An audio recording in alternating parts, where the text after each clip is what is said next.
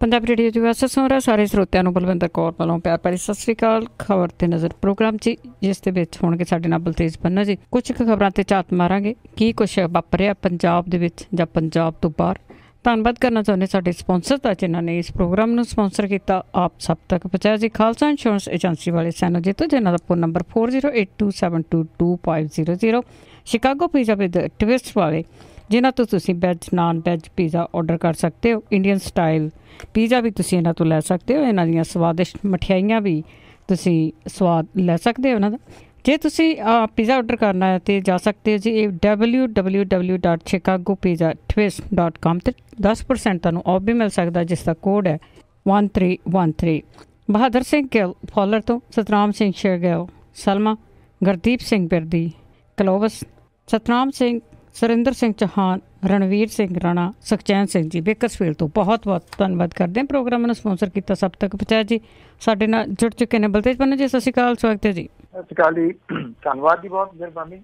ਹਾਂਜੀ, ਗੱਲ ਕਰਦੇ ਹਾਂ ਜਿਹੜੀਆਂ ਵੋਟਾਂ ਪੈਣੀਆਂ, ਜ਼ਿਮਨੀ ਚੋਣਾਂ ਹੋਣੀਆਂ ਉਸ ਦੇ ਉੱਤੇ ਹੁਣ ਵੈਸੇ ਤੁਸੀਂ ਕੱਲ੍ਹ ਵੀ ਦੱਸਿਆ ਸੀਗਾ ਕਿ ਵੀ ਅਸਲੀ ਮੁੱਦਿਆਂ 'ਤੇ ਸਿਆਸਤ ਤਾਂ ਨਹੀਂ ਹੋਣੀ ਪਰ ਥਾਣੇਦਾਰ 'ਤੇ ਸਿਆਸਤ। ਬਿਲਕੁਲ ਜੀ, ਐਕਚੁਅਲੀ ਇਹ ਜਿਹੜਾ ਡਰਾਮਾ ਚੱਲ ਰਿਹਾ ਜੀ ਪਿਛਲੇ ਦਿਨਾਂ ਤੋਂ, ਉਹਦਾ ਇਹ ਅਗਲਾ ਸੀਨ ਸੀਗਾ ਕਿ ਜਿਹੜਾ ਚਰਚਿਤ ਹੈ ਜੀ ਥਾਣੇਦਾਰ ਪਰਮਿੰਦਰ ਸਿੰਘ ਬਾਜਵਾ, ਇਹਨੇ ਐਕਚੁਅਲੀ ਹੋਟਲ ਇੱਕ ਜਿਹੜਾ ਕਿ ਕਚਹਿਰੀ ਦੇ ਨੇੜੇ ਸੀਗਾ ਉੱਥੇ ਇਹ ਠਹਿਰਿਆ ਹੋਇਆ ਸੀਗਾ ਔਰ ਉੱਥੋਂ ਇਹ ਜਿਹੜਾ ਜੀ ਦਿਨ ਦੇ ਸਮੇਂ ਭੱਜ ਕੇ ਗਿਆ ਜੀ ਕਚਹਿਰੀ ਦੇ ਅੰਦਰ ਔਰ ਉੱਥੇ ਉਹਨੇ ਜਾ ਕੇ ਜੱਜ ਸਾਹਿਬ ਜਿਹੜੇ ਜੀ ਉਹਨਾਂ ਨੂੰ ਰਿਕੁਐਸਟ ਸਿਕਿਉਰਿਟੀ ਦਿੱਤੀ ਜਾਵੇ, ਉਹਦੀ ਜਾਨ ਨੂੰ ਖਤਰਾ ਹੈ। ਕਿਹਦੇ ਤੋਂ ਉਹਨਾਂ ਨੇ ਪੁੱਛਿਆ ਤਾਂ ਉਹਨੇ ਇਹ ਗੱਲ ਕਹੀ ਕਿ ਪ੍ਰਸ਼ਾਸਨ ਤੋਂ ਤੇ ਪੁਲਿਸ ਤੋਂ ਜਿਹੜਾ ਜੀ ਉਹ ਖਤਰਾ ਹੈ।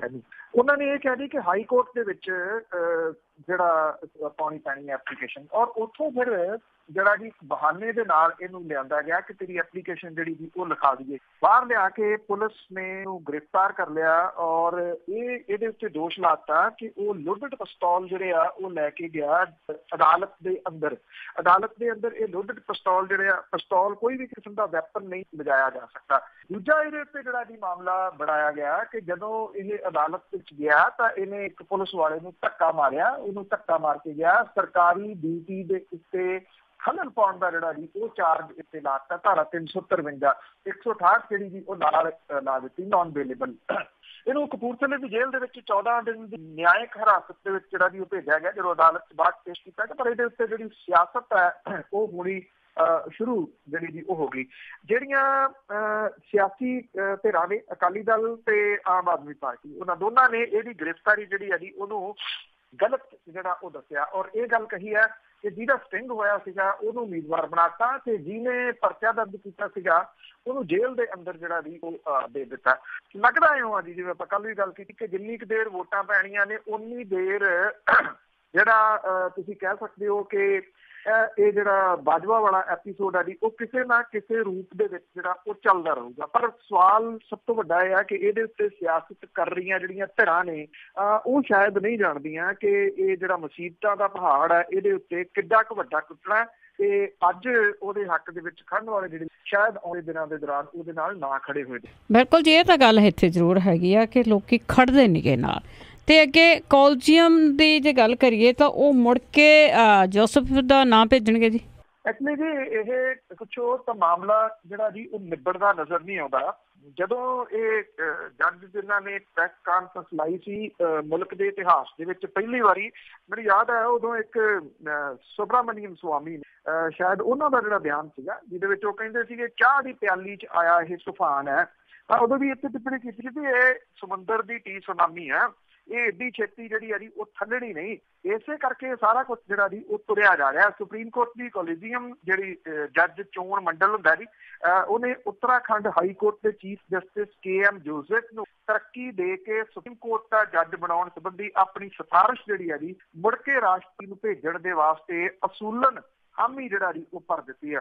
ਉਹ 3 ਹਫ਼ਤੇ ਪਹਿਲਾਂ ਕੇਂਦਰ ਦੀ ਸਰਕਾਰ ਨੇ ਕੋਲੀਜੀਅਮ ਦੇ ਵੱਲੋਂ ਉਹਨਾਂ ਦੀ ਤਰੱਕੀ ਸਿਫਾਰਿਸ਼ ਜਿਹੜੀ ਉਹਨੂੰ ਨਾ ਕਰ ਦਿੱਤੀ ਸੀਗੀ।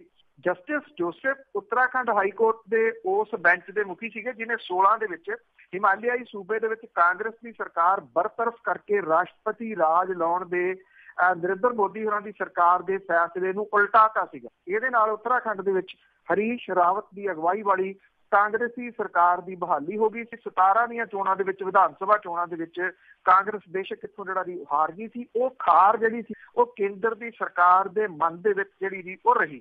ਔਰ ਸੁਪਰੀਮ ਕੋਰਟ ਦੇ 5 ਸਭ ਤੋਂ ਸੀਨੀਅਰ ਜੱਜਾਂ ਦੇ ਉੱਤੇ ਆਧਾਰਿਤ ਜਿਹੜਾ ਇਹ ਕੋਲੀਜੀਅਮ ਸੀਗਾ ਜੀ, ਇਹਨੇ ਘੰਟਾ ਜਿਹੜੀ ਚੱਲੀ ਮੀਟਿੰਗ ਦੇ ਦੌਰਾਨ ਜਸਟਿਸ ਜੋਸੇਫ ਦਾ ਨਾਮ ਮੁੜ ਕੇ ਤਰੱਕੀ ਦੇ ਵਾਸਤੇ ਭੇਜਣ ਦਾ ਫੈਸਲਾ ਜਿਹੜਾ ਸੀਗਾ ਜੀ ਉਹ ਲਿਆ। ਇਸ ਕੋਲੀਜੀਅਮ ਦੇ ਵਿੱਚ chief justice Deepak Mishra, justice J Chelameswar, justice Ranjan Gogoi, justice NB Lokur ਤੇ ਜਸਟਿਸ ਕੋਰੀਅਨ ਜੋਸੇਫ ਜਿਹੜੇ ਜੀ ਉਹ ਸ਼ਾਮਲ ਸਨ। ਮੈਂ ਇੱਥੇ ਦੱਸਦਾ ਕਿ justice J Chelameswar, justice Ranjan Gogoi, justice NB Lokur ਤੇ ਜਸਟਿਸ ਕੋਰੀਅਨ ਜੋਸੇਫ, ਇਹ 4 ਉਹ ਜੱਜ ਨੇ ਜੀ ਜਿਹੜੇ ਉਦੋਂ ਬਾਹਰ ਆਏ ਸਨ, ਜਿਨ੍ਹਾਂ ਨੇ ਪ੍ਰੈਸ ਕਾਨਫਰੰਸ ਜਿਹੜੀ ਉਹ ਕੀਤੀ ਸੀ। ਇਹ ਕਿਉਂ ਕੋਲੀਜੀਅਮ ਦਾ ਜਿਹੜਾ ਫੈਸਲਾ ਜੀ ਹੋਇਆ, ਇਹ ਜਿਹੜਾ ਜੀ ਉਹ ਸਮਝਣ ਦੀ ਬਹੁਤ ਜਿਹੜੀ ਹੈ ਜੀ ਉਹ ਜ਼ਰੂਰਤ ਹੈ। ਪਰ ਇਹਦੇ ਨਾਲ ਜਿਹੜਾ ਜੀ ਕੁਝ ਹੋਰ ਜੱਜਾਂ ਦੇ ਨਾਮ ਜਿਹੜੇ ਨੇ ਉਹ ਵੀ ਕੋਲੀਜੀਅਮ ਨੇ ਜਿਹੜਾ ਜੀ ਭੇਜੇ ਆ। ਹੁਣ ਸਵਾਲ ਸਭ ਤੋਂ ਵੱਡਾ ਇਹ ਹੈ ਜੀ ਕਿ ਜਿਹੜੀ ਕੇਂਦਰ ਦੀ ਸਰਕਾਰ ਹੈ ਜੀ ਉਹ ਕੀ ਕਰਦੀ ਜੇ ਤਾਂ ਇਸ ਇਸ਼ੂ ਨੂੰ ਉਹਨੇ ਹੋਰ ਵਧਾਉਣਾ ਹੋਇਆ, ਤੋਏ ਪਹਿਲਾਂ ਹੀ ਬਹੁਤ ਹੋਈ ਆ, ਤਾਂ ਫਿਰ ਉਹ ਦੁਬਾਰਾ ਜਸਟਿਸ ਦਾ ਨਾਮ ਜਿਹੜਾ ਜੀ ਉਹ ਠੁਕਰਾ ਸਕਦੀ ਹੈ। ਹੁਣ ਵੇਖਣਾ ਇਹ ਹੋਊਗਾ ਕਿ ਪਿਛਲੀ ਵਾਰੀ ਦੀ ਤੋਏ ਤੋਂ ਕੁਝ ਸਬਕ ਸਿੱਖਦਿਆਂ ਹੋਇਆ, ਕਿਉਂਕਿ ਉਹ ਡਿਜ਼ਰਵਿੰਗ ਨੇ ਉਸ ਜਿਹੜੇ ਦੀ ਤਰੱਕੀ ਦੇ ਵਾਸਤੇ। ਜੇ ਉਹਨਾਂ ਦਾ ਨਾਮ ਅਜੇ ਵੀ ਪਿੱਛੇ ਕੀਤਾ ਜਾਂਦਾ ਤਾਂ ਬਿਨਾਂ ਕਿਸੇ ਸ਼ੱਕ ਦੇ ਜੋ ਕੁਝ ਜੁਡੀਸ਼ਰੀ ਨੂੰ ਲੈ ਕੇ ਪਿਛਲੇ ਦਿਨਾਂ ਤੋਂ ਹੋ ਰਿਹਾ ਜੀ, ਇਹ ਮਾਮਲਾ ਹੋਰ ਜ਼ਿਆਦਾ ਚਰਚਾ ਦਾ ਵਿਸ਼ਾ ਬਣੂ ਜੀ। ਤੇ ਅੱਗੇ ਨਵਜੋਤ ਸਿੰਘ ਸਿੱਧੂ ਦੀ ਜੇ ਗੱਲ ਕਰਦੇ ਆ ਤੇ ਇਹ ਬੜੀ 100 ਦੀ ਸਪੀਡ ਨਾਲ ਚੱਲ ਰਿਹਾ ਸੀਗਾ ਤੇ ਹੁਣ ਇਹਨੂੰ ਬ੍ਰੇਕਾਂ ਹੀ ਐਸੀਆਂ ਲੱਗੀਆਂ ਕਿ ਲੱਗਦਾ ਇਕੱਲਾ ਹੀ ਰਹਿ ਗਿਆ। ਕੁਛ ਇਸ ਤਰੀਕੇ ਦਾ ਹੀ ਜਿਹੜਾ ਜੀ ਉਹ ਲੱਗਦਾ ਉਹਨਾਂ ਦੀ ਜਿਹੜੇ ਸ਼ਾਟ ਮਾਰ ਰਹੇ ਆ ਜੀ ਉਹ ਬਾਉਂਡਰੀ ਤੱਕ ਜਾ ਨਹੀਂ ਰਹੇ, ਕਿਤੇ ਨਾ ਕਿਤੇ ਰਸਤੇ ਦੇ ਵਿੱਚ ਹੀ ਜਿਹੜੇ ਆ ਜੀ ਉਹ ਉਹਨਾਂ ਦੇ ਆਪਣੇ ਨੇੜੇ ਤੇੜੇ ਵਾਲੇ ਜਿਹੜੇ ਆ ਉਹ ਰੁਕੀ ਜਾਂਦੇ ਆ। ਮਾਈਨਿੰਗ ਸੰਬੰਧੀ ਕੈਬਨਿਟ ਸਬ ਦੇ ਜਿਹੜੇ ਉਹਨਾਂ ਦੇ ਸਹਿਯੋਗੀ ਮੰਤਰੀ ਸੀਗੇ ਜੀ ਤ੍ਰਿਪਤ ਰਜਿੰਦਰ ਸਿੰਘ ਬਾਜਵਾ ਤੇ ਮਨਪ੍ਰੀਤ ਸਿੰਘ ਬਾਦਲ ਹੋਰੀ, ਉਹਨਾਂ ਨੇ ਇੱਕ ਕਿਸਮ ਦੇ ਨਾਲ ਜਦੋਂ ਇਹ ਕੈਬਨਿਟ ਮੀਟਿੰਗ ਦੇ ਵਿੱਚ ਪੇਸ਼ ਕੀਤੀ ਗਈ ਰਿਪੋਰਟ ਤਾਂ ਆਪਣੇ ਆਪ ਨੂੰ ਇਹਦੇ ਤੋਂ ਲਾਂਭੇ ਕਰ ਲਿਆ ਜੀ ਹੈਰਾਨੀਜਨਕ ਤਰੀਕੇ ਦੇ ਨਾਲ। ਉਹ ਇਸ ਕਮੇਟੀ ਦੇ ਵਿੱਚ ਸਨ ਜਿਨ੍ਹਾਂ ਨੇ ਮਾਈਨਿੰਗ ਸੰਬੰਧੀ ਇਹ ਰਿਪੋਰਟ ਜਿਹੜੀ ਹੈ ਜੀ ਉਹ ਤਿਆਰ ਕੀਤੀ। ਅੰਦਰ ਖਾਤੇ ਜਿਹੜਾ ਜੀ ਪਤਾ ਇਹ ਲੱਗ ਰਿਹਾ ਕਿ ਇਹ ਕਿਹਾ ਜਾ ਰਿਹਾ ਜੀ ਕਿ ਸਿੱਧੂ ਸਾਹਿਬ ਨੇ ਕਾਹਲੀ ਬਹੁਤ ਜਿਹੜੀ ਹੈ, ਸ਼ਾਇਦ ਉਹ ਸਮਝਦੇ ਸੀਗੇ ਇਹ ਘੱਟੋ ਘੱਟ ਇਹੋ ਜਿਹੀ ਨੀਤੀ ਬਣਾਉਂਦਿਆਂ ਹੋਇਆ ਕੋਈ 2-4 ਸਾਲ ਤਾਂ ਲੱਗਣੇ ਚਾਹੀਦੇ ਸੀ। ਜਦੋਂ ਸਰਕਾਰ ਦੇ ਜਾਣ ਦਾ ਸਮਾਂ ਆਉਂਦਾ ਉਦੋਂ ਜਿਹੜੀ ਨੀਤੀ ਲੈ ਆਉਂਦੇ। ਸਿੱਧੂ ਸਾਹਿਬ ਨੇ ਕਾਹਲੀ ਕਰਤੀ ਜਿਹੜੀ ਲਿਆਂਦੇ ਜਾਵੇ, ਲੋਕਾਂ ਨੂੰ ਸਸਤੀ ਰੇਟਾਂ ਮਿਲੇ ਤੇ ਇਹਦੇ ਉੱਤੋਂ ਰੇਤ ਮਾਫੀਏ ਦਾ ਜਿਹੜਾ ਜੀ ਉਹ ਜੰਜਾਲ ਖਤਮ ਹੋਵੇ, ਪਰ ਚਾਹੁੰਦੇ ਨਹੀਂ ਸੀ ਬਹੁਤੇ। ਮੈਂ ਪਹਿਲਾਂ ਦਿਨ ਇਹ ਗੱਲ ਕਹੀ ਸੀ ਕਿ ਰਿਪੋਰਟ ਜਿਹੜੀ ਹੈ ਜੀ ਇਹ ਪੇਸ਼ ਕਰ ਦਿੱਤੀ ਆ, ਹੁਣ ਅਗਲੀ ਤਾਂ ਜ਼ਿੰਮੇਵਾਰੀ ਸਰਕਾਰ ਦੀ ਹੈ। ਉਹਨਾਂ ਨੇ ਆਪਣੇ ਤੌਰ ਦੇ ਉੱਤੇ ਨਹੀਂ, ਮੰਤਰੀਆਂ ਨੂੰ ਪਛਾਣ ਜਿਹੜਾ ਜੀ ਉਹ ਖਿੱਚ ਲਿਆ। ਇਹ ਜਿਹੜੀ ਰਿਪੋਰਟ ਸੀ IG ਦੇ ਨਾਲ ਹੋ ਗਈ। ਹੁੱਡਕੋ ਜਿਹੜੀ ਹੈ ਜੀ ਉਹਦੇ ਤੋਂ ਲਏ ਜਾ ਰਹੇ 1540 ਕਰੋੜ ਰੁਪਏ ਦੇ ਕਰਜ਼ੇ ਦੇ ਵਿੱਚ 800 ਕਰੋੜ ਰੁਪਈਆ ਹੋਰ ਵਧਾਉਣਾ ਚਾਹੁੰਦੇ ਸੀਗੇ ਨਵਜੋਤ ਸਿੰਘ ਸਿੱਧੂ ਹੋਰੀ, ਤਾਂ ਕਿ ਜਿਹੜੇ ਸ਼ਹਿਰਾਂ ਦੇ ਵਿੱਚ ਚੱਲ ਰਹੇ ਕੰਮ ਹੈ ਉਹਨਾਂ ਨੂੰ ਅੱਗੋਂ ਤੋਰਿਆ ਜਾ ਸਕੇ। ਪਰ ਜਿਹੜੀ ਕੈਬਨਿਟ ਮੀਟਿੰਗ ਹੋਈ ਇਹਦੇ ਵਿੱਚ ਉਹਨਾਂ ਦੀ ਇਸ ਤਜਵੀਜ਼ ਦੇ ਉੱਤੇ ਕਿਸੇ ਨੇ ਕੰਨ ਹੀ ਨਹੀਂ ਭਰਿਆ ਜੀ ਔਰ ਫੌਰੀ ਤੌਰ ਦੇ ਉੱਤੇ ਰੱਦ ਕਰ ਦਿੱਤੀ। ਇਹ ਕਿਹਾ ਗਿਆ ਜੀ ਕਿ ਇਹ ਜਿਹੜੀ ਰਕਮ ਮਨਜ਼ੂਰ ਸੀਗੀ ਪਹਿਲਾਂ ਉਹ ਖਰਚੋ, ਅਗਲੀ ਗੱਲ ਫੇਰ ਜਿਹੜੀ ਉਹ ਕਰਾਂਗੇ। ਇਹ ਕਿਹਾ ਜਾ ਰਿਹਾ ਜੀ ਕਿ ਇਸ ਵੇਲੇ ਇਹਨਾਂ ਚੀਜ਼ਾਂ ਤੋਂ ਦੁਖੀ ਨੇ ਨਵਜੋਤ ਸਿੰਘ ਸਿੱਧੂ ਹੋਰੀ ਔਰ ਉਹ ਸਮਝਦੇ ਨੇ ਕਿ ਇਹ ਗਿਣ ਮਿੱਥ ਕੇ ਉਹਨਾਂ ਦੇ ਵੱਲੋਂ ਉਠਾਏ ਜਾ ਰਹੇ ਮੁੱਦੇ ਤੇ ਉਹਨਾਂ ਦੇ ਵੱਲੋਂ ਲਏ ਜਾ ਰਹੇ ਫੈਸਲੇ ਜਿਹੜੇ ਆ ਉਹਨਾਂ ਨੂੰ ਰੱਦ ਜਿਹੜਾ ਜੀ ਉਹ ਕੀਤਾ ਜਾ ਰਿਹਾ। ਵੈਸੇ ਨਵਜੋਤ ਸਿੰਘ ਸਿੱਧੂ ਹੋਰਾਂ ਦੇ ਨਾਲ ਇਹ ਪਹਿਲੀ ਵਾਰੀ ਨਹੀਂ ਹੋ ਰਿਹਾ ਜੀ, ਚਾਹੇ ਉਹਨਾਂ ਦੇ ਵੱਲੋਂ ਫਾਸਟਵੇ ਦਾ ਮਾਮਲਾ ਜਿਹੜਾ ਜੀ ਉਹ ਉਠਾਇਆ ਗਿਆ ਹੋਵੇ, ਉਹ ਵੀ ਜਿਹੜਾ ਜੀ ਕਿਤੇ ਵੀ ਨਹੀਂ ਹੈਗਾ। ਔਰ ਹੋਇਆ ਕਿ ਉਹਦੇ ਵਾਸਤੇ ਈਵਨ ਲੋਕ ਜਿਹੜੇ ਸੀਗੇ ਜੀ ਉਹ ਤੰਗ ਹੋ ਗਏ। ਲੋਕ ਇੰਨਾ ਤੰਗ ਹੋ ਗਏ ਕਿ ਫਾਸਟਵੇ ਨੇ ਜਿਹੜਾ ਜੀ ਉਹ 50-50 ਰੁਪਏ ਹੋਰ ਜਿਹੜਾ ਬਿੱਲ ਸੀਗਾ ਉਹ ਵਧਾ ਦਿੱਤਾ ਕੇਬਲ ਦਾ। ਉਹ ਸਰਕਾਰ ਦੀ ਸ਼ਹਿ ਤੋਂ ਬਿਨਾਂ ਤਾਂ ਵਧਾਇਆ ਨਹੀਂ ਹੋਊਗਾ ਜੀ, ਕੀ ਹੋਇਆ ਕੀ ਨਹੀਂ ਹੋਇਆ, ਪਰ ਉਹ ਮਾਮਲਾ ਕਿਸੇ ਜਿਹੜਾ ਜੀ ਉਹ ਤਣ ਪੱਤਣ ਨਹੀਂ ਲੱਗਿਆ। ਜਿਹੜੇ ਮਾਮਲੇ ਨਵਜੋਤ ਸਿੱਧੂ ਹੋਰਾਂ ਨੇ ਤੇਜ਼ੀ ਦੇ ਨਾਲ ਉਠਾਉਣੇ ਚਾਹੇ ਵਨ ਔਰ ਦੀ ਅਦਰ ਵੇ, ਉਹਨਾਂ ਨੂੰ ਕੱਟ ਦਿੱਤਾ ਗਿਆ ਤਾਂ ਕਿ ਉਹਨਾਂ ਨੂੰ ਥਾਂ ਫਿਰ ਜਿਹੜਾ ਜੀ ਰੱਖਿਆ ਜਾ ਸਕੇ ਸਿੱਧੂ ਸਾਹਿਬ ਨੂੰ। ਬਿਲਕੁਲ ਜੀ। ਤੇ ਅੱਗੇ ਕਰਨਾਟਕ ਦੇ ਵਿੱਚ ਤਿਕੋਣੀ ਚੋਣ ਦਾ ਟੱਕਰ ਹੋ ਰਹੀ ਆ ਤੇ ਉੱਥੇ ਦੀਆਂ ਕੀ ਖਬਰਾਂ ਨੇ? ਤੇ ਵੋਟਾਂ ਪੈਣ ਦਾ ਕੰਮ ਜਿਹੜਾ ਜੀ ਉਹ ਆਰੰਭ ਹੋ ਗਿਆ ਹੋਇਆ ਔਰ 3 ਮਹੀਨੇ ਤੋਂ ਧੂਆਂਧਾਰ ਪ੍ਰਚਾਰ ਜਿਹੜਾ ਜੀ ਉਹ ਚੱਲਿਆ ਔਰ ਜਿਹੜੀਆਂ ਕਦਰਾਂ ਕੀਮਤਾਂ ਸੀਗੀਆਂ ਜੀ, ਐਥਿਕਸ ਜਿਹੜੇ ਸੀ ਉਹ ਛਿੱਕੇ ਟੰਗ ਕੇ ਕਰਨਾਟਕਾ ਦੇ ਵਿੱਚ ਜਿਹੜਾ ਜੀ ਉਹ ਪ੍ਰਚਾਰ ਹੋਇਆ। ਕਰਨਾਟਕਾ ਦੀਆਂ ਚੋਣਾਂ ਜਿਹੜੀਆਂ ਦੀ ਉਹ ਕਿਹੜੇ ਤਰੀਕੇ ਦੇ ਨਾਲ ਯਾਦ ਰੱਖੀਆਂ ਜਾਣਗੀਆਂ, ਕਿੰਨੀਆਂ ਵੋਟਾਂ ਕਿਹਨੂੰ ਪੈਂਦੀਆਂ, ਕਿਹਦੀ ਸਰਕਾਰ ਬਣਦੀ ਹੈ, ਕੀ ਜੋੜ ਤੋੜ ਹੁੰਦਾ, ਬਾਅਦ ਵਾਲੀਆਂ ਗੱਲਾਂ ਨੇ। ਪਰ ਜਿਹਦੇ ਕਰਕੇ ਕਰਨਾਟਕ ਚੋਣ ਜਿਹੜੀ ਹੈ ਜੀ ਉਹ ਯਾਦ ਰੱਖੀ ਜਾਊਗੀ, ਉਹ ਇਹ ਜੋ ਧੱਜੀਆਂ ਇਤਿਹਾਸ ਦੀਆਂ ਇੱਥੇ ਉਡਾਈਆਂ ਗਈਆਂ ਨੇ, ਜੋ ਨੀਵੇਂ ਪੱਧਰ ਦਾ ਚੋਣ ਪ੍ਰਚਾਰ ਕੀਤਾ ਗਿਆ, ਇਹੋ ਜਿਹਾ ਕਦੇ ਪਹਿਲਾਂ ਮੁਲਕ ਦੇ ਵਿੱਚ ਜਿਹੜਾ ਦੀ ਪ੍ਰਚਾਰ ਨਹੀਂ ਸੀ ਵੇਖਿਆ ਸੁਣਿਆ। ਕਮ ਸੇ ਕਮ ਉੱਚ ਅਹੁਦਿਆਂ ਦੇ ਉੱਤੇ ਬੈਠੇ ਲੋਕ ਜਿਹੜੀ ਚੋਣ ਪ੍ਰਚਾਰ ਕਰਦੇ ਸੀਗੇ, ਪਰ ਉਹ ਆਪਣੇ ਐਥਿਕ ਜਿਹੜੇ ਆ ਜੀ ਉਹ ਯਾਦ ਰੱਖਦੇ, ਉਹ ਕਦਰਾਂ ਕੀਮਤਾਂ ਗੁਆਚਣ ਨਹੀਂ ਸੀ ਦਿੰਦੇ। ਇਸ ਵਾਰੀ ਕਦਰਾਂ ਕੀਮਤਾਂ ਦਾ ਕੋਈ ਧਿਆਨ ਹੀ ਜਿਹੜਾ ਦੀ ਉਹ ਦੇਖਿਆ ਗਿਆ। ਸੂਬੇ ਦੇ ਵਿੱਚ ਸੱਤਾ ਦੇ ਵਾਸਤੇ ਕਾਂਗਰਸ ਭਾਜਪਾ ਦੇ ਵਿਚਾਲੇ ਜਿਹੜੀ ਆ ਜੀ ਉਹ ਲੜਾਈ ਆ। ਬਹੁਤੇ ਸਰਵੇ ਜਿਹੜੇ ਆ ਜੀ ਉਹ ਇਹ ਕਹਿੰਦੇ ਆ ਕਿ ਜਿਹੜੀ ਸੱਤਾ ਕਿਹਦੇ ਹੱਥ ਲੱਗੂਗੀ, ਇਹਦੇ ਵਾਸਤੇ ਮੁਲਕ ਦੇ ਸਾਬਕਾ ਪ੍ਰਧਾਨ ਮੰਤਰੀ HD ਦੇਵਗੌੜਾ, ਹਰਦਰ ਹਾਲੀ ਡੋਡੇਗੋੜਾ ਦੇਵਗੌੜਾ, ਉਹਨਾਂ ਦੀ ਜਿਹੜੀ ਪਾਰਟੀ ਆ ਜਨਤਾ ਦਲ ਸੈਕੂਲਰ, ਉਹਦੇ ਹੱਥਾਂ ਦੇ ਵਿੱਚ ਜਿਹੜਾ ਵੀ ਉਹ ਆਊਗਾ। ਕਰਨਾਟਕਾ ਦੇ ਜਿਹੜੇ ਜੀ 224 ਵਿਧਾਨ ਸਭਾ ਹਲਕਿਆਂ ਦੇ ਵਿੱਚੋਂ 223 ਦੇ ਵਿੱਚ ਵੋਟਾਂ ਜਿਹੜੀਆਂ ਜੀ ਉਹ ਪੈਣਗੀਆਂ। ਜਯਾਨਗਰ ਦੇ ਵਿੱਚ ਮੌਜੂਦਾ ਭਾਜਪਾ ਵਿਧਾਇਕ ਤੇ ਪਾਰਟੀ ਉਮੀਦਵਾਰ BL ਵਿਜੇ ਕੁਮਾਰ ਦੀ ਮੌਤ ਹੋਣ ਤੋਂ ਬਾਅਦ ਵੋਟਾਂ ਜਿਹੜੀਆਂ ਜੀ ਉਹ ਪੈ ਰਹੀਆਂ। ਸੂਬੇ ਦੇ ਵਿੱਚ 4 ਕਰੋੜ 96 ਲੱਖ ਤੋਂ ਵੱਧ ਵੋਟਰ ਨੇ। ਇਹਦੇ ਵਿੱਚ 2 ਕਰੋੜ 52 ਲੱਖ ਕਰੋੜ ਜਿਹੜੇ ਜੀ ਬੰਦੇ ਤੇ 2 ਕਰੋੜ 44 ਲੱਖ ਜਿਹੜੀਆਂ ਜੀ ਔਰਤ ਵੋਟਰ ਨੇ। 4552 ਜਿਹੜਾ ਜੀ ਕਿੰਨਰ ਵੋਟਾਂ ਨੇ, ਔਰ ਇਹ 2600 ਤੋਂ ਵੱਧ ਉਮੀਦਵਾਰਾਂ ਦੀ ਕਿਸਮਤ ਦਾ ਜਿਹੜਾ ਜੀ ਉਹ ਫੈਸਲਾ ਕਰਨਗੇ। 15 ਮਈ ਨੂੰ ਇਹਨੇ ਨਤੀਜੇ ਆਉਣਗੇ ਜੀ। ਔਰ ਰਾਜ ਜਿਹੜਾ ਚੋਣ ਕਮਿਸ਼ਨ ਹੈ ਉਹ ਇਹ ਕਹਿੰਦਾ ਹੈ ਕਿ 55,600 ਜਿਹੜੇ ਬੂਥ ਆ ਉਹ ਬਣਾਏ ਗਏ ਆ, ਔਰ 3.5 ਲੱਖ ਤੋਂ ਵੱਧ ਮੁਲਾਜ਼ਮ ਜਿਹੜੇ ਆ ਜੀ ਉਹ ਤਾਇਨਾਤ ਜਿਹੜੇ ਆ ਜੀ ਕੀਤੇ ਗਏ ਆ। ਔਰ ਪਿਛਲੇ ਦਿਨਾਂ ਦੇ ਵਿੱਚ ਜਾਲੀ ਜਿਹੜੇ ਮਿਲੇ ਸੀਗੇ ਜੀ ਵੋਟਰ ਕਾਰਡ, ਉਹ ਵੀ ਇੱਥੇ ਵਾਹਵਾ ਜਿਹੜਾ ਜੀ ਉਹ ਚਰਚਾ ਦਾ ਵਿਸ਼ਾ ਰਹੇ ਆ। ਔਰ ਚੋਣ ਕਮਿਸ਼ਨ ਨੇ ਕਰਨਾਟਕ ਦੇ ਰਾਜੇਸ਼ਵਰੀ ਨਗਰ ਵਿਧਾਨ ਸਭਾ ਹਲਕੇ ਦੇ ਵਿੱਚ ਵੋਟਾਂ ਇੱਥੇ ਮੁਲਤਵੀ ਕੀਤੀਆਂ ਨੇ ਜੀ। ਇਸ ਹਲਕੇ ਦੇ ਵਿੱਚ ਇੱਥੇ ਵੋਟਾਂ 28 ਮਈ ਨੂੰ ਪੈਣਗੀਆਂ ਤੇ ਗਿਣਤੀ ਜਿਹੜੀ ਆ ਜੀ ਉਹ 31 ਮਈ ਨੂੰ ਹੋਊਗੀ। ਔਰ ਇਹ ਕਿਹਾ ਗਿਆ ਜੀ ਕਿ ਇੱਥੇ ਸਿਆਸੀ ਦਖਲ ਅੰਦਾਜ਼ੀ ਜਿਹੜੀ ਹੈ ਜੀ ਉਹ ਹੋਈ ਹੈ, ਜਿੱਥੇ ਕਿ ਇੱਕ ਫਲੈਟ ਦੇ ਵਿੱਚੋਂ 10,000 ਵੋਟਰ ਕਾਰਡ ਜਾਲੀ ਜੀ। ਜਾਲੀ ਤਾਂ ਬਹੁਤ ਕੁਛ ਹੈ ਜੀ, ਸਾਰੇ ਦੇਸ਼ ਦੇ ਵਿੱਚ ਜਾਲੀ ਪਿਆ ਆ। ਤੇ ਅੱਗੇ ਆਪਾਂ ਚੰਡੀਗੜ੍ਹ ਦੇ ਏਅਰਪੋਰਟ ਦੀ ਜੇ ਗੱਲ ਕਰੀਏ ਤਾਂ ਕੀ ਕਾਰਨ ਹੈ ਕਿ ਉਹ 31 ਮਈ ਤੱਕ ਬੰਦ ਰਹੂਗਾ? ਐਕਚੁਅਲੀ ਤੇ ਪਹਿਲਾਂ ਵੀ ਇੱਕ ਵਾਰੀ 2 ਹਫ਼ਤਿਆਂ ਦੇ ਵਾਸਤੇ ਬੰਦ ਹੋਇਆ ਜੀ ਮਾਰਚ। ਔਰ ਐਕਚੁਅਲੀ ਇਹਨੂੰ ਅਪਗ੍ਰੇਡ ਜਿਹੜਾ ਜੀ ਉਹ ਕੀਤਾ ਜਾ ਰਿਹਾ। ਇਹ ਤਰੀਕਾ ਹੁੰਦਾ ਜੀ ਕੰਸਟਰਕਸ਼ਨ ਦੇ ਵਿੱਚੋਂ ਜਿਹੜੀਆਂ ਚੋਰ ਮੋਰੀਆਂ ਨੇ, ਕਿਉਂਕਿ ਨਵਾਂ ਬਣਿਆ ਏਅਰਪੋਰਟ ਹੈ। ਉਦੋਂ ਵੀ ਤਾਂ ਜਿਹੜੇ ਵੱਡੇ ਜਹਾਜ਼ ਆ ਗਏ ਹੋਏ ਸੀਗੇ ਜੀ ਡ੍ਰੀਮ ਲਾਈਨਰ, ਉਦੋਂ ਇਹ ਜਿਹੜਾ ਰਨਵੇ ਆ ਉਹਨੂੰ ਪਹਿਲਾਂ ਹੀ ਕਿਉਂ ਨਹੀਂ ਬਣਾਇਆ ਗਿਆ, ਇਹ ਆਪਣੇ ਆਪ ਦੇ ਵਿੱਚ ਇੱਕ ਵੱਡਾ ਜਿਹੜਾ ਜੀ ਉਹ ਸਵਾਲ ਹੈ। ਇਹ ਜਿਹੜਾ ਏਅਰਪੋਰਟ ਹੈ ਜੀ ਇਹਦੀ ਮੁਰੰਮਤ ਤੇ ਰਨਵੇ ਜਿਹੜਾ ਜੀ ਇਹਨੂੰ ਅਪਗ੍ਰੇਡ ਕੀਤਾ ਜਾ ਰਿਹਾ। ਔਰ ਇਹ ਕਿਹਾ ਜਾ ਰਿਹਾ ਜੀ ਕਿ ਖਰਾਬ ਮੌਸਮ ਦੇ ਵਿੱਚ ਵੀ ਬਿਨਾਂ ਕਿਸੇ ਅੜਿੱਕੇ ਦੇ ਇਹ ਜਿਹੜਾ ਉਹ ਚੱਲਦਾ ਰਹੂਗਾ ਜਦੋਂ ਇਹ ਅਪਗ੍ਰੇਡ ਹੋ ਗਿਆ। ਪਹਿਲਾਂ ਇਹ 12 ਤੋਂ 31 ਮਈ ਤੱਕ ਬੰਦ ਰਹੂਗਾ ਜੀ। ਔਰ ਜੂਨ ਮਹੀਨੇ ਚ ਸਵੇਰੇ 7 ਤੋਂ ਸ਼ਾਮ 6 ਵਜੇ ਤੱਕ ਜਿਹੜਾ ਜੀ ਉਹ ਚੱਲਿਆ ਕਰੂਗਾ। ਐਤਵਾਰ ਨੂੰ ਬੰਦ ਰਹੂਗਾ। ਜੁਲਾਈ ਤੋਂ ਬਾਅਦ ਇਹ ਜਿਹੜਾ ਏਅਰਪੋਰਟ ਆ ਜੀ ਹਰ ਐਤਵਾਰ ਬਾਅਦ ਦੁਪਹਿਰ 1 ਤੋਂ ਸ਼ਾਮ 6 ਵਜੇ ਤੱਕ ਜਿਹੜਾ ਜੀ ਉਹ ਚਾਲੂ ਕੀਤਾ ਜਾਊਗਾ।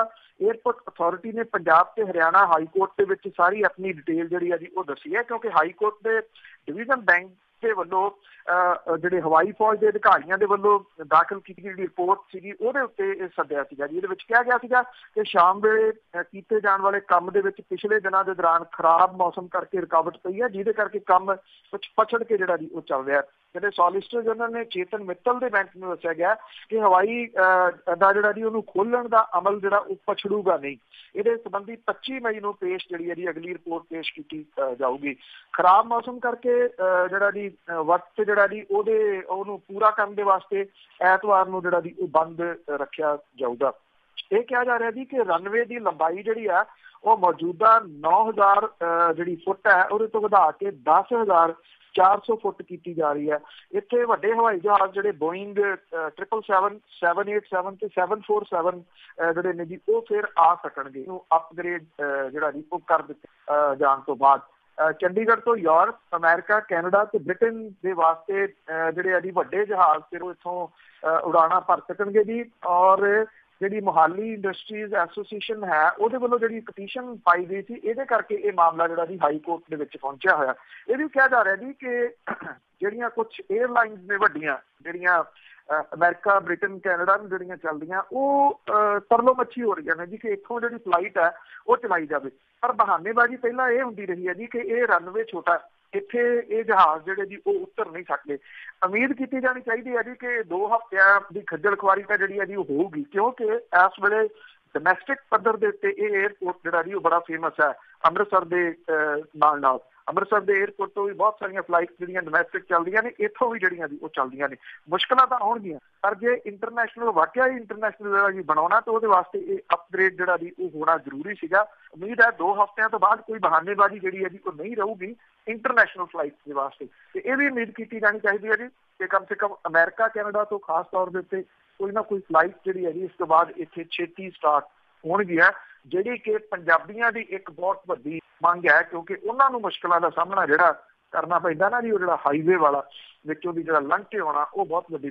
ਬਿਲਕੁਲ ਜੀ, ਹਰਿਆਣਾ ਫਿਰ ਬੜਕਾ ਮਾਰਦਾ ਜਿਹੜਾ ਨਾ ਉਹ ਫਿਰ ਬੜਾ ਔਖਾ ਹੁੰਦਾ। ਤੇ ਅੱਗੇ ਸਿੱਖ ਪ੍ਰਚਾਰਕ ਭਾਈ ਅਮਰੀਕ ਸਿੰਘ ਜੀ ਦੀ ਜੇ ਗੱਲ ਕਰੀਏ ਤੇ ਉਹਨਾਂ ਵਾਲਾ ਮਾਮਲਾ ਅਕਾਲ ਤਖਤ ਤੇ ਪਹੁੰਚਾ।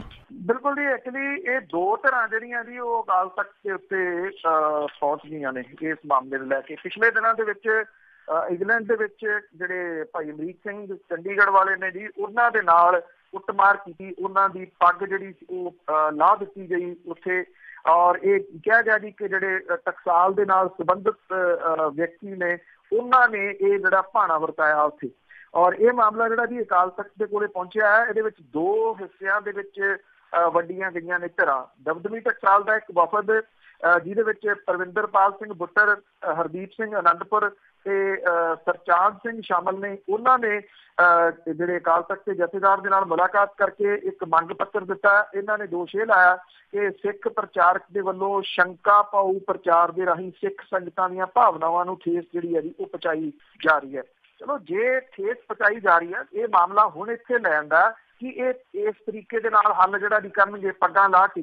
ਇੱਕ ਪਾਸੇ ਤਾਂ ਜਿਹੜੀ ਹੈ ਜੀ ਖਬਰ ਮੁੱਖ ਪੰਨਿਆਂ ਦੇ ਉੱਤੇ ਲੱਗੀ ਹੋਈ ਆ ਕੈਨੇਡਾ ਦੇ ਜਿਹੜੇ ਮਿਨਿਸਟਰ ਨੇ ਨਵਦੀਪ ਸਿੰਘ ਬੈਂਸਵਰਾਂ ਵਾਲੇ ਮਾਮਲੇ ਦੀ, ਕਿ ਉਹਨਾਂ ਦੀ ਪੱਗ ਜਿਹੜੀ ਸੀ ਉਹ ਲਾਉਣ ਦੀ ਗੱਲ ਕੀਤੀ ਕਿ ਉਹ ਆਪਣੀ ਜਿਹੜੀ ਹੈ ਜੀ ਤਲਾਸ਼ੀ ਕਰਾਉਣ ਅਮਰੀਕਨ ਏਅਰਪੋਰਟ ਦੇ ਉੱਤੇ। ਇਹਦੇ ਉੱਤੇ ਜਥੇਦਾਰਾਂ ਦੇ ਬਿਆਨ ਜਿਹੜੇ ਜੀ ਲੱਗੇ ਹੋਏ। ਹਾਲਾਂਕਿ ਅਮਰੀਕਾ ਨੇ ਤਾਂ ਉਹਦੀ ਜਿਹੜੀ ਹੈ ਜੀ ਉਹ ਮਾਫੀ ਮੰਗ ਲਈ ਹੈ ਉਹਨਾਂ ਅਫਸਰਾਂ ਨੇ ਜਿਨ੍ਹਾਂ ਨੇ ਇਹ ਬੇਹਰਮਤੀ ਕਰਨ ਦੀ ਕੋਸ਼ਿਸ਼ ਕੀਤੀ। ਪਰ ਜਿਨ੍ਹਾਂ ਲੋਕਾਂ ਨੇ ਭਾਈ ਅਮਰੀਕ ਸਿੰਘ ਹੋਰਾਂ ਦੀ ਪੱਗ ਲਾਹੀ, ਉਹਨਾਂ ਨੇ ਤਾਂ ਅਜੇ ਤੱਕ ਕੋਈ ਮਾਫੀ ਜਿਹੜੀ ਹੈ ਜੀ ਉਹ ਨਹੀਂ ਮੰਗੀ। ਕਿ ਇੱਥੇ ਜਿਹੜੇ ਆਫਿਸਰ ਨੇ ਉਹਨਾਂ ਨੂੰ ਤੁਸੀਂ ਜ਼ਿਆਦਾ ਵਧੀਆ ਸਮਝੋਗੇ। ਦੂਸਰਾ ਜਿਹੜਾ ਧਿਰ ਜੀ ਉਹ ਪਹੁੰਚੀ ਹੈ ਇੱਥੇ ਜਿਹੜੀ ਵੀ ਇੱਥੇ ਸਰਨਾ ਗਰੁੱਪ ਵਾਲੀ ਜੀ, ਔਰ ਇਹਦੇ ਵਿੱਚ ਪਰਮਜੀਤ ਸਿੰਘ ਸਰਨਾ ਜਿਹੜੇ ਨੇ ਜੀ ਉਹਨਾਂ ਨੇ ਭਾਈ ਅਮਰੀਕ ਸਿੰਘ ਹੋਰਾਂ ਵਾਲਾ ਮਾਮਲਾ ਜਿਹੜਾ ਜੀ ਇਹਨੂੰ ਗੰਭੀਰ ਦੱਸਦਿਆਂ ਹੋਇਆ ਅਕਾਲ ਤਖਤ ਦੇ ਜਥੇਦਾਰ ਤੇ ਸ਼੍ਰੋਮਣੀ ਗੁਰਦੁਆਰਾ ਪ੍ਰਬੰਧਕ ਕਮੇਟੀ ਦੇ ਜਿਹੜੇ ਪ੍ਰਧਾਨ ਨੇ ਉਹਨਾਂ ਨੂੰ ਜਿਹੜਾ ਦੱਸਿਆ ਕਿ ਜਿਹੜੇ ਦੋਸ਼ੀ ਨੇ ਉਹਨਾਂ ਦੇ ਖਿਲਾਫ ਕਾਰਵਾਈ ਜਿਹੜੀ ਉਹ ਕੀਤੀ ਜਾਵੇ।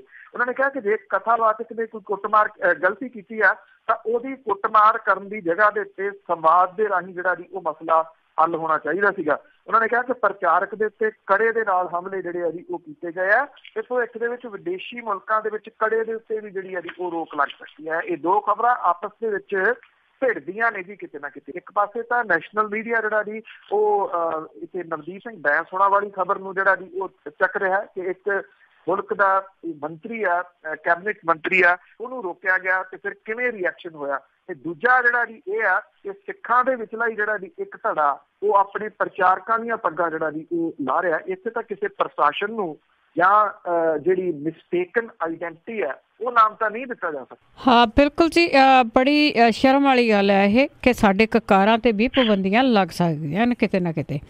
ਤੇ ਅੱਗੇ ਗੱਲ ਕਰਦੇ ਹਾਂ ਜੀ, ਇੱਕ ਸੀਨੀਅਰ ਪੱਤਰਕਾਰ ਆ ਸਾਈਨਾਥ, ਉਸਨੇ ਪਿੰਡ ਵਿੱਚ ਪੰਜਾਬ ਦੇ ਵਿੱਚ ਜਾ ਕੇ ਜੋ ਸਰਵੇ ਕੀਤਾ ਆ ਤੇ ਉਸ ਦੀ ਜਿਹੜੀ ਸਹੀ ਤਸਵੀਰ ਪੇਸ਼ ਕੀਤੀ ਆ ਕਿ ਸਾਰਾ ਕੁਝ ਖਤਮ ਹੋ ਚੁੱਕਾ ਹੈ ਤੇ ਬੱਲੇ ਬੱਲੇ ਵਾਲੀ ਕੋਈ ਗੱਲ ਨਹੀਂ।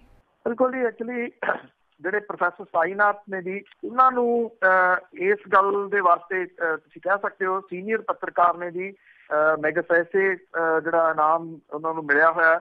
ਉਹਨਾਂ ਨੇ ਨਿੱਗਰ ਬਹਿਸ ਜਿਹੜੀ ਹੈ ਨਾ ਜੀ ਉਹ ਛੇੜਨ ਦਾ ਯਤਨ ਕੀਤਾ ਕਿਉਂਕਿ ਇਸ ਮਾਮਲੇ ਦੇ ਉੱਤੇ ਕੋਈ ਨਿੱਗਰ ਬਹਿਸ ਜਿਹੜੀ ਆ ਜੀ ਉਹ ਨਹੀਂ ਛਿੜ ਰਹੀ। ਜਿਹੜਾ ਜੋ ਕੁਝ ਚੱਲ ਰਿਹਾ ਇਹਦੇ ਉੱਤੇ ਸਿਆਸਤ ਹੀ ਹੁੰਦੀ ਹੈ ਜੀ। ਵੋਟਾਂ ਤੋਂ ਪਹਿਲਾਂ ਕੁਛ, ਵੋਟਾਂ ਤੋਂ ਬਾਅਦ ਕੁਛ।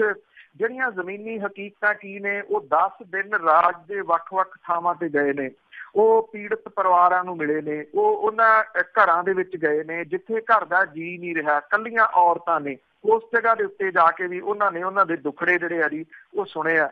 ਉਹ ਇਹ ਕਹਿੰਦੇ ਆ ਕਿ ਕੁਝ ਸਾਲ ਪਹਿਲਾਂ ਪੰਜਾਬ ਦਾ ਅਕਸ ਜਿਹੜਾ ਜੀ ਏਦਾਂ ਦਾ ਸੀਗਾ ਕਿ ਇੱਥੇ ਭੰਗੜੇ ਪੈਂਦੇ ਆ, ਬੇਪਰਵਾਹ ਲੋਕ ਜਿਹੜੇ ਰਹਿੰਦੇ ਆ, ਜਿਹੜੇ ਮੁਸੀਬਤਾਂ ਦੀ ਪਰਵਾਹ ਨਹੀਂ ਕਰਦੇ।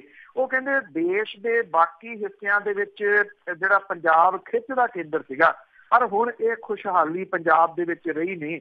ਉਹ ਕਹਿੰਦੇ ਜਿਹੜਾ ਬੱਲੇ ਬੱਲੇ ਵਾਲਾ ਅਕਸ ਸੀਗਾ, ਇਹ ਜਿਹੜੀ ਤਸਵੀਰ ਦਿਖਾਈ ਜਾਂਦੀ ਸੀ ਪੰਜਾਬ ਦੀ, ਇਹ ਉਹਦੇ ਤੋਂ ਬਿਲਕੁਲ ਉਲਟ ਜਿਹੜਾ ਜੀ ਹੋ ਗਿਆ। ਕਹਿੰਦੇ ਕਿ ਪੰਜਾਬ ਤੋਂ ਬਾਹਰ ਅਜੇ ਵੀ ਕੋਈ ਇਹ ਮੰਨਣ ਦੇ ਵਾਸਤੇ ਤਿਆਰ ਨਹੀਂਗਾ ਕਿ ਪੰਜਾਬ ਦਾ ਕਿਸਾਨ ਤੇ ਮਜ਼ਦੂਰ ਕਰਜ਼ੇ ਦੇ ਬੋਝ ਦੇ ਹੇਠ ਖੁਦਕੁਸ਼ੀਆਂ ਕਰ ਰਿਹਾ।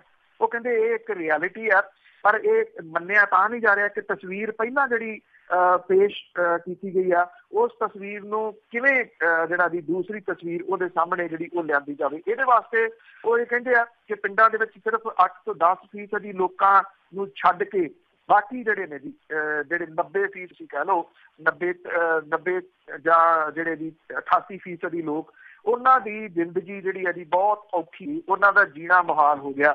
ਛੋਟੇ ਕਿਸਾਨ ਦੀ ਦੁਨੀਆ ਤਹਿਸ ਨਹਿਸ ਜਿਹੜੀ ਦੀ ਉਹ ਹੋ ਗਈ। ਖੇਤ ਮਜ਼ਦੂਰਾਂ ਦੇ ਕੋਲੇ ਜੋ ਵੀ ਬਚਿਆ ਖੁਚਿਆ ਸੀਗਾ, ਕੰਮ ਦੇ ਦਿਨ ਘਟਣ ਕਰਕੇ ਉਹ ਜਾਂਦਾ ਜਿਹੜਾ ਜੀ ਉਹ ਦਿਖਾਈ ਦੇ ਰਿਹਾ। ਔਰਤਾਂ ਜਿਹੜੀਆਂ ਕੱਲੀਆਂ ਜ਼ਿੰਦਗੀ ਬਸਰ ਕਰਨ ਦੇ ਵਾਸਤੇ ਮਜਬੂਰ ਨੇ, ਕਿਉਂਕਿ ਉਹਨਾਂ ਦੇ ਸਿਰ ਦੇ ਸਾਈਂ, ਉਹਨਾਂ ਦੇ ਪੁੱਤ ਜਾਂ ਭਰਾ ਜਿਹੜੇ ਦੀ ਉਹ ਦੁਨੀਆ 'ਚ ਨਹੀਂ ਰਹੇ, ਉਹ ਖੁਦਕੁਸ਼ੀਆਂ ਕਰ ਗਏ। ਉਹਨਾਂ ਨੇ ਇਹ ਗੱਲ ਕਹੀ ਹੈ ਕਿ ਪੰਜਾਬ ਦੀ ਸਿਆਸੀ ਲੀਡਰਸ਼ਿਪ ਤੇ ਪ੍ਰਸ਼ਾਸਨਿਕ ਢਾਂਚਾ ਜਿਹੜਾ ਉਹ ਬਿਨਾਂ ਸੋਚ ਵਿਚਾਰ ਤੋਂ ਫੈਸਲੇ ਲੈ ਰਿਹਾ। ਔਰ ਉਹਨਾਂ ਨੇ ਇਹ ਕਿਹਾ ਕਿ ਜਿਹੜੀਆਂ ਥੋੜ੍ਹੀਆਂ ਬਹੁਤੀਆਂ ਲੋਕ ਪੱਖੀ ਯੋਜਨਾਵਾਂ ਹੁੰਦੀਆਂ ਨੇ, ਸਰਕਾਰ ਬਦਲ ਜਾਂਦੀ ਆ ਤੇ ਮੁੜ ਕੇ ਉਦੋਂ ਬਾਅਦ ਉਹ ਯੋਜਨਾਵਾਂ ਵੀ ਜਿਹੜੀਆਂ ਦੀ ਉਹ ਖੁੱਡੇ ਲਾ ਦਿੱਤੀਆਂ ਜਾਂਦੀਆਂ ਨੇ। ਲੋਕਾਂ ਨੂੰ ਸਾਹਮਣੇ ਰੱਖ ਕੇ, ਲੋਕਾਂ ਦੀਆਂ ਮੁਸ਼ਕਲਾਂ ਨੂੰ ਸਾਹਮਣੇ ਰੱਖ ਕੇ ਕੋਈ ਯੋਜਨਾ ਬਣਾਈ ਨਹੀਂ ਜਾ ਰਹੀ। ਜੇ ਬਣਾਈ ਜਾ ਰਹੀ ਹੈ, ਇੱਕ ਸਰਕਾਰ ਜਾਂਦੀ ਹੈ, ਦੂਜੀ ਸਰਕਾਰ ਆ ਕੇ ਉਹਨਾਂ ਨੂੰ ਖਤਮ ਕਰ ਦਿੰਦੀ। ਜੀ ਜੀ ਜੀ। ਤੇ ਅੱਗੇ ਅਖੀਰ ਦੇ ਵਿੱਚ ਆਪਾਂ ਗੱਲ ਕਰਦੇ ਹਾਂ ਕਿ ਦਿੱਲੀ ਦੇ ਵਿੱਚ ਕੁਝ ਪੋਸਟਰ ਕਹਿੰਦੇ ਲੱਗੇ ਆ ਜਿਸ ਨੂੰ ਪੁਲਿਸ ਨੂੰ ਵਕਤ ਪਿਆ ਹੋਇਆ। ਬਿਲਕੁਲ ਜੀ, ਐਕਚੁਅਲੀ ਇਹ ਪੋਸਟਰ ਕੁਝ ਪੱਖੋਂ ਜਿਹੜਾ ਜੀ ਉਹ ਧਿਆਨ ਮੰਗਦੇ ਆ। ਇੱਕ ਤਾਂ ਜਿਹੜੀ ਹਿਸਟਰੀ ਦੇ ਨਾਲ ਛੇੜਛਾੜ ਕੀਤੀ ਗਈ ਆ, ਛੇੜਛਾੜ ਇਨ ਦਾ ਸੈਂਸ ਵੀ ਜਿਹਨੂੰ ਪਤਾ ਨਹੀਂ ਇਹਦੇ ਇਤਿਹਾਸ ਦੇ ਬਾਰੇ ਦੇ ਵਿੱਚ, ਉਹ ਬੰਦਾ ਜਿਹੜਾ ਜੀ ਉਹ ਗੱਲ ਕਰੇ, ਭਗਤ ਸਿੰਘ ਹੋਰਾਂ ਦੇ ਬਾਰੇ ਦੇ ਵਿੱਚ ਗੱਲ ਕਰੇ, ਬਟੂਕੇਸ਼ਵਰ ਦੱਤ ਹੋਰਾਂ ਦੇ ਬਾਰੇ ਦੇ ਵਿੱਚ ਜਿਹੜਾ ਜੀ ਉਹ ਗੱਲ ਕਰੇ, ਜਦੋਂ ਕਿ ਉਹ ਅਸਲੀਅਤ ਔਰ ਤੱਥਾਂ ਤੋਂ ਦੂਰ ਸੀ। ਇੱਕ ਤਾਂ ਬਦਕਿਸਮਤੀ ਇਹ ਜਿਹੜੇ ਪੋਸਟਰ ਨੇ, ਇਹਦੇ ਉੱਤੇ ਸ਼ਹੀਦ ਆਜ਼ਮ ਭਗਤ ਸਿੰਘ ਹੋਰਾਂ ਦੀ ਜੇਲ੍ਹ ਵਾਲੀ ਤਸਵੀਰ ਜਿਹੜੀ ਸੰਗਲਾਂ ਦੇ ਨਾਲ ਬੰਨੇ ਹੋਏ, ਉਹਨਾਂ ਦੀ ਬੜੀ ਫੇਮਸ ਤਸਵੀਰ ਹੈ। ਉਹਦੇ ਵਿੱਚ ਜਿਹੜੇ ਨਰਿੰਦਰ ਮੋਦੀ ਹੋਰੀ ਨੇ ਉਹਨਾਂ ਨੂੰ ਚਾਹ ਉਹਨੂੰ ਦਿੰਦੇ ਹੋਏ ਜਿਹੜਾ ਜੀ ਉਹ ਦਿਖਾਇਆ ਗਿਆ। ਇਹ ਪੋਸਟਰ ਦੇ ਨਾਲ ਛੇੜਛਾੜ ਜਿਹੜੀ ਹੈ ਜੀ ਉਹ ਕੀਤੀ ਗਈ ਹੈ। ਬੇਸ਼ੱਕ ਇਹ ਸਿਆਸੀ ਤੌਰ ਦੇ ਉੱਤੇ ਕਿਸੇ ਨੇ ਕੀ ਹੋਵੇ, ਬਦਕਿਸਮਤੀ ਹੈ ਕਿ ਉਹ ਸ਼ਹੀਦ ਜਿਹੜੇ ਜੀ ਤੁਸੀਂ ਇਹ ਕਹਿ ਲਓ ਕਿ ਬਹੁਤ ਸਾਰੇ ਲੋਕਾਂ ਦੇ ਹੀਰੋ ਨੇ ਜੀ, ਅੱਜ ਵੀ ਉਹਨਾਂ ਲੋਕਾਂ ਨੂੰ ਇੱਕ ਟਾਰਗੇਟ ਜਿਹੜਾ ਜੀ ਉਹ ਕੀਤਾ ਜਾ ਰਿਹਾ, ਚਾਹੇ ਉਹ ਹਿਸਟਰੀ ਜਿਹੜੀ ਹੈ ਜੀ ਉਹਦੇ ਗਲਤ ਫਲਤ ਬੋਲ ਕੇ ਤੇ ਚਾਹੇ ਇਹ ਤਸਵੀਰਾਂ ਦੇ ਰੂਪ ਦੇ ਵਿੱਚ। ਦੂਜੀ ਜਿਹੜੀ ਤਸਵੀਰ ਆ ਜੀ ਵੱਡੀ ਲਾਈ ਗਈ ਪੋਸਟਰਾਂ ਦੇ ਉੱਤੇ ਪ੍ਰਧਾਨ ਮੰਤਰੀ ਹੋਰਾਂ ਦੀ, ਔਰ ਇਹ ਅਣਪਛਾਤੇ ਲੋਕਾਂ ਦੇ ਉੱਤੇ ਮਾਮਲਾ ਦਰਜ ਕੀਤਾ ਗਿਆ। ਜਿਹੜੀ ਵੱਡੀ ਤਸਵੀਰ ਲਾਈ ਗਈ ਆ, ਇਹਨਾਂ ਪੋਸਟਰਾਂ ਦੇ ਉੱਪਰਲੇ ਹਿੱਸੇ ਦੇ ਉੱਤੇ ਅੰਗਰੇਜ਼ੀ ਦੇ ਵਿੱਚ ਦਾ ਲਾਈ ਲਾਵਾਂ ਜਿਹੜਾ ਜੀ ਉਹ ਲਿਖਿਆ ਹੋਇਆ। ਬਾਕੀ ਪੋਸਟਰ ਦੇ ਉੱਤੇ ਪ੍ਰਧਾਨ ਮੰਤਰੀ ਹੋਰਾਂ ਦੀ ਕਾਲੇ ਰੰਗ ਦੇ ਵਿੱਚ ਫੋਟੋ ਜਿਹੜੀ ਹੈ ਜੀ ਉਹ ਛਾਪੀ ਹੋਈ ਆ। ਮੰਦਰ ਮਾਰਗ ਤੇ ਜੇ ਬਲਾਕ ਦੇ ਵਿੱਚ ਪਹਿਲਾਂ ਦੇਖੇ ਗਏ ਜੀ। ਉਸ ਤੋਂ ਬਾਅਦ ਕਾਫੀ ਸਾਰੇ ਥਾਵਾਂ ਦੇ ਉੱਤੇ ਦਿੱਲੀ ਦੇ ਪਟੇਲ ਨਗਰ, ਸ਼ੰਕਰ ਰੋਡ, ਰਜੌਰੀ ਗਾਰਡਨ, ਇਹ ਜਿਹੜਾ ਸਾਰਾ ਏਰੀਆ ਜੀ, ਇਹਨਾਂ ਦੇ ਵਿੱਚ ਰਾਤੋਂ ਰਾਤ ਇਹ ਪੋਸਟਰ ਜਿਹੜੇ ਉਹ ਲਾਏ ਗਏ। ਪੁਲਿਸ ਨੇ ਅਣਪਛਾਤੇ ਲੋਕਾਂ ਦੇ ਉੱਤੇ ਮਾਮਲਾ ਜਿਹੜਾ ਜੀ ਉਹ ਦਰਜ ਕੀਤਾ ਕਿ ਕੌਣ ਇਹ ਪੋਸਟਰ ਜਿਹੜਾ ਜੀ ਉਹ ਲਾ ਗਿਆ। ਅਜੇ ਤੱਕ ਕਿਸੇ ਦੀ ਗ੍ਰਿਫਤਾਰੀ ਦੀ ਤਾਂ ਗੱਲ ਜਿਹੜੀ ਹੈ ਜੀ ਉਹ ਕੋਈ ਨਹੀਂ ਹੋਈ, ਪਰ ਇੰਨਾ ਕਹਿ ਇਹਦੇ ਵਿਚਾਲੇ ਭਾਰਤੀ ਜਨਤਾ ਪਾਰਟੀ ਦੇ ਉੱਤਰ ਪ੍ਰਦੇਸ਼ ਤੋਂ ਇੱਕ ਵਿਧਾਇਕ ਨੇ ਜੀ, ਸੁਰਿੰਦਰ ਸਿੰਘ, ਉਹਨੇ ਇੱਕ ਨਵਾਂ ਵਿਵਾਦ ਜਿਹੜਾ ਜੀ ਉਹ ਛੇੜ ਦਿੱਤਾ। ਉਹ ਕਹਿੰਦੇ ਕਿ ਪ੍ਰਧਾਨ ਮੰਤਰੀ ਨਰਿੰਦਰ ਮੋਦੀ ਜੀ ਜਿਹੜੇ ਉਹ ਭਗਵਾਨ ਰਾਮ ਦਾ ਅਵਤਾਰ ਹੈ, ਔਰ ਇਹ ਗੱਲ ਕਹੀ ਹੈ ਕਿ ਪਾਰਟੀ ਪ੍ਰਧਾਨ ਅਮਿਤ ਸ਼ਾਹ ਤੇ ਉੱਤਰ ਪ੍ਰਦੇਸ਼ ਦੇ ਮੁੱਖ ਮੰਤਰੀ ਜਿਹੜੇ ਯੋਗੀ ਨੇ, ਉਹਨਾਂ ਦੇ ਨਾਲ ਮਿਲ ਕੇ ਦੇਸ਼ ਦੇ ਵਿੱਚ ਰਾਮ ਰਾਜ ਦਾ ਸੁਪਨਾ ਜਿਹੜਾ ਜੀ ਉਹ ਪੂਰਾ ਕਰਨਗੇ। ਇਸ ਤੋਂ ਪਹਿਲਾਂ ਇਸੇ ਸੁਰਿੰਦਰ ਸਿੰਘ ਵਿਧਾਇਕ ਨੇ ਪੱਛਮੀ ਬੰਗਾਲ ਦੀ ਮੁੱਖ ਮੰਤਰੀ ਮਮਤਾ ਬੈਨਰਜੀ ਨੂੰ ਸਰੂਪ ਨਖਾ ਕਹਿ ਕੇ ਜਿਹੜੀ ਉਹ ਚਰਚਾ ਛੇੜੀ ਸੀ। ਜੀ ਬਹੁਤ ਬਹੁਤ ਧੰਨਵਾਦ ਬਲਤੇਜ ਪੰਨੂ ਜੀ। ਮਿਹਰਬਾਨੀ ਜੀ, ਧੰਨਵਾਦ ਜੀ, ਸਤਿ ਸ਼੍ਰੀ ਅਕਾਲ। ਸਤਿ ਸ਼੍ਰੀ ਅਕਾਲ ਜੀ। ਤੇ ਸਰੋਤੇ ਇਹ ਸਨ ਬਲਤੇਜ ਪੰਨੂ ਜੀ ਸਾਡੇ ਨਾਲ ਜੁੜਦੇ ਨੇ, ਕਰਦੇ ਨੇ ਖਬਰਾਂ ਇਸੇ ਦੇ ਨਾਲ। ਸਾਡਾ ਅੱਜ ਦਾ ਬੁਲਟਨ ਇੱਥੇ ਹੀ ਸਮਾਪਤ। ਬਲਵਿੰਦਰ ਕੌਰ ਵੱਲੋਂ ਆਪ ਸਭ ਨੂੰ ਪਿਆਰ ਭਰੀ ਸਤਿ ਸ਼੍ਰੀ ਅਕਾਲ।